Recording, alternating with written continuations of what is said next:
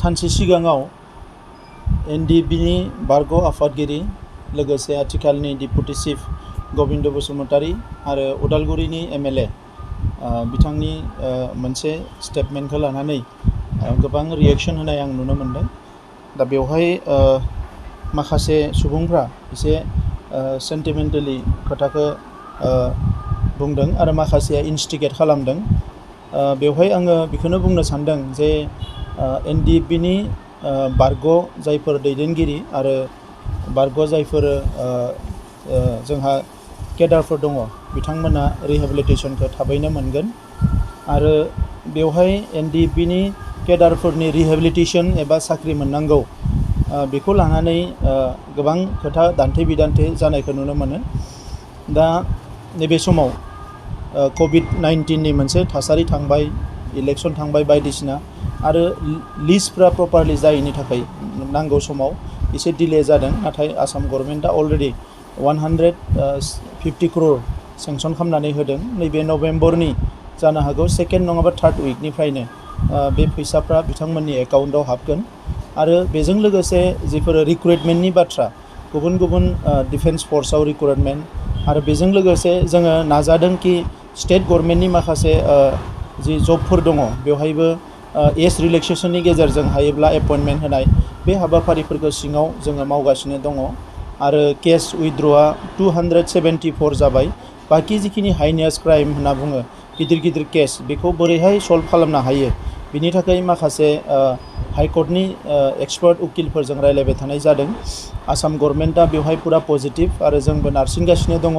दा बेवहाय आङो आसाबादि जे हाइनेस क्राइमफोरखौबो लासै लासैनो सल्भ खालामनो हागोन आरो जेलाव थानायफोरखौबो जोङो माखासे समनि गेजेराव बिथांमोनखौबो जों बरनजोबनो हागोन। नाथाय बेवहाय माखासे मानसिफ्रा जोबोद इमोसनेलि खोथाफोरखौ सम सम बुंनानै थासारिखौ जोबोद गाज्रि खालामो। जोंनि जेंनाया दिनैनि नङा, 30-40 बोसोर बड'लेण्ड सोमावसारनायनि माखासे केसफ्रा दाबो दङ।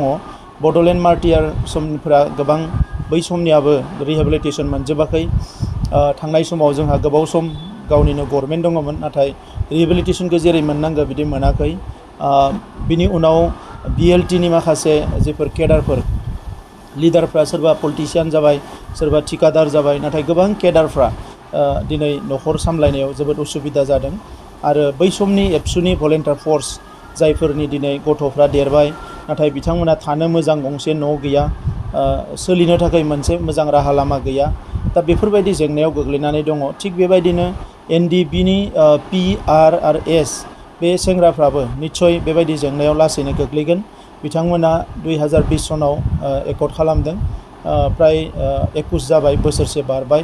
दा बे जेंनाफोरखौ वान्स फर अल सल्युसन खालामनो थाखाय जोङो माखासे राहा लामा लादों। आङो नायदों निउसाव गबिन्द बसुमतारी बिथांनि जि स्टेटमेन्ट बेवहाय खौरांगिरिफ्रा जेरै सोंदों जा बेवहाय बिथाङा बे रिप्लाइखौ होदों आरो आङो बिथांजों सावरायदों। बिथाङा खुनु गाज्रि इन्टेनसन लानानै बुङाखै।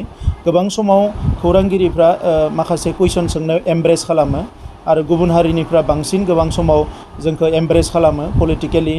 आं थांनाय गोबाव सम एबसुनि आफादगिरि थानाय समावबो गोबां समाव एभयड खालामोमोन नाथाय गोबां समाव जोंखौ गोबां एमब्रेस खालामो आरो माखासे नाङै एन्सारफोरखौ होनो थाखाय इन्स्टिगेट खालामो।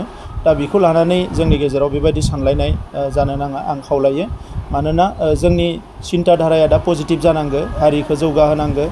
सोमावसारग्रा रिभलिउसनारि बा जोंनि जि मार्टियार फेमिलि बिसोरथ' दिनै नङा गाबोन अनसुंथाइखौ मोनखानांगोन। मोनफ्रोमबो मार्टियार फेमिलिखौ जों नायखानांगोन। एबसुनि मार्टियार फेमिलि, बिएलटिनि मार्टियार फेमिलि, एनडिएफबिनि मार्टियार फेमिलि गासैखौबो जों नायखानांगोन आरो जों नायगोन बेखौ जोंनि गभर्नमेन्टनि टाइमाव जों जेसेबां हायो बिथांमोननि न'खरफोरखौ जोङो मदद होनो नाजागोन आरो बेजों लोगोसे केसआ उइथड्र जाजोबनांगोन आरो जि मोननै एकर्ड जालांबाय बिटिसि एकर्ड आरो बिटिआर एकर्ड मोननैबो एकर्डनि दफाफ्रा 100% इमप्लिमेन्ट जानानै जोंनि हारिखौ जाहाथे जों गोजौआव लांनो हायो बिनि थाखाय जोङो नाजागोन। आथिखालाव साफा सानै मानसिफ्रा साना हसियानो बायदिसिना इन्स्टिगेट खालामग्रा एबा थुनज्लायग्रा खोथाफोरखौ बुङो, बियो मोजां नङा। ससियेल मिडियायाव थानाय जोंनि लाइमोनफ्रा जायफोरा दिनै इयुनाव गोलाव सम जिउ खांनांगौ दङ बिथांमोना दिनै साख्रि गैया, बिथांमोना दिनै मोजां सोलोंथाइ लानो हायै गोबां दङ। बै लाइमोनफोरखौ एसे नङै बाङै लामाजों दैदेनलांनाय बायदि जायो। दा नंखायनो बेबायदि जाहाथे खालामा, आं बेखौ खावलायो। दा बे समाव गबिन्द बसुमतारी बिथांनि खोथाखौ बुंनो थाङोब्ला बिथाङाबो गोबाव बोसोर डिकेड्स एन्ड डिकेड्स बिथाङाबो सोमावसारनायाव बाहागो लादों। खाफाल मोजां दिनै रन्जन दैमारि बिथाङा सोमावसारनाय समाव जिउ गोमोरलाङाखिसै, गबिन्द बसुमतारी बिथांमोना जिउ गोमोरलाङाखिसै। गोबां दैदेनगिरिफ्रा जोंनि गेजेराव थांनानै थादों। जोङो बेखौ जोंनि हारिनि खाफाला मोजां होननानै बुंनांगोन। दा बेबायदि दैदेनगिरिफ्रा बबेबा समाव बबेबा खोथा फंसेफोरखौ एसे बेबायदि बुंफ्लाङोबा एबा बेबायदि सोरनिबा थुनज्लायनायाव माबाफोर बुङोबा बेखौ लानानै बाराद्राय एमब्रेस खालामनाया जोंनि थाखाय मोजां नङा, आं बेखौ खावलायो। आरो मोनसे बाथ्रा आं बुंबावनो सानदों, मोनसे टुइट नुनो मोनदों बेल एन्ड ब्लकआव हा बायनाय मानाय डिसिफोरनो पावार होनाय। बेल एन्ड ब्लकनि आयेना जोबोद गोरा, बे आयेनखौ गोसो बायदियै रावबो सोलाय सोल' खालामनो हाया। दा बेनिखायनो बेल एन्ड ब्लकआव थानाय जोंनि हारिनि मानसिफोरनि हा हुआ दिनैबो नामजारि जाजोबाखै।